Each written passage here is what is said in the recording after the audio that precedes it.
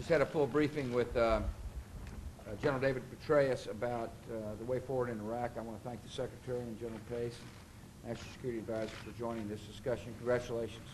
Thank you, sir. The Senate confirmed this good man without a dissenting vote. I appreciate the quick action of the United States Senate. I appreciate them giving General David Petraeus a fair hearing. And I appreciate the vote. My instructions to the General is get over to the zone as quickly as possible and implement a plan that we believe will yield our goals.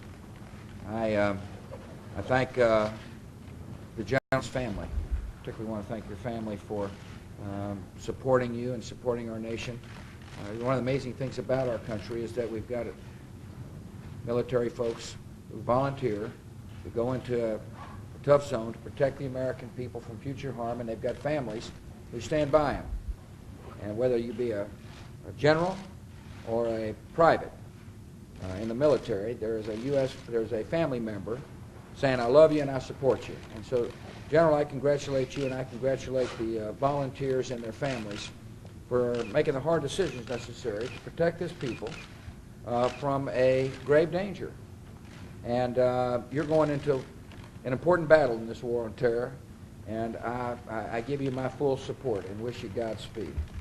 Thank you, Mr. President. And if I could thank the Senate as well, thank my family, and above all, thank those great soldiers, sailors, airmen, Marines, and civilians who are out there on the front lines of the global war on terror.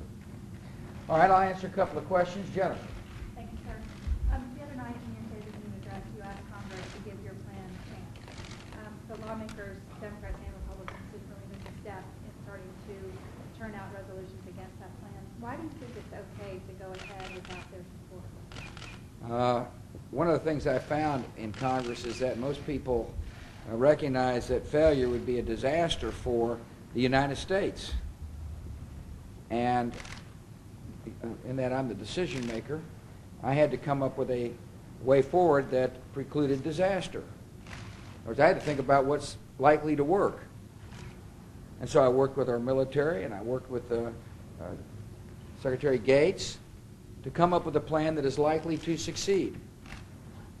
And the implementer of that plan is going to be General Petraeus. And my call to the Congress is that I know there is skepticism and pessimism, and that some are condemning a plan before it's even had a chance to work. And they have a obligation and a serious responsibility, therefore, to put up their own plan as to what would work. I've listened a lot to members of Congress. I've listened carefully to their suggestions. And I have picked the plan that I think is most likely to succeed. Because I understand, like many in Congress understand, success is very important for the security of the country. Let's see. Stephen.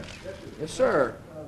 This policy is going after the Iranians inside Iraq. Are you concerned that could be a provocative act in the region? I made it very clear. Well, I made it very clear, as is the Secretary, that our policy is going to be to protect our troops in Iraq. It just makes sense that if somebody is trying to harm our troops or stop us from achieving our goal or killing innocent citizens in Iraq, that we will stop them.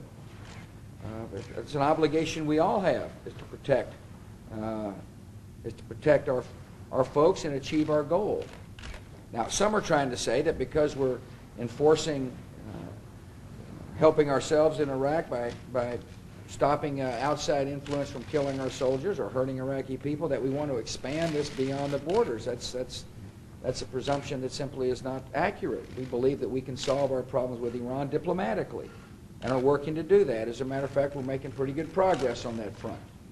As you know, the Iranians, for example, think they want to have a nuclear weapon, and we've convinced other nations to join us to send a clear message through the United Nations that that's unacceptable behavior. So, yeah, we're going to continue to protect ourselves in Iraq and at the same time work to solve our problems with Iran diplomatically. And I believe we can succeed. The choice is the Iranian government's choice. See? And one of the things that the Iranian government has done is they've begun to isolate their nation to the harm of the Iranian people. And the Iranian people are proud people, and they've got a great history and a great tradition. Our struggle is not with the Iranian people. As a matter of fact, we want them to flourish. And we want their economy to be strong. And we want their mothers to be able to, raise their children in a hopeful society. My problem is with a government that takes actions that end up isolating their people and ends up denying the Iranian people their true place in the world. And so we'll work diplomatically, and I believe we can solve our problems peacefully. Thank you all very much.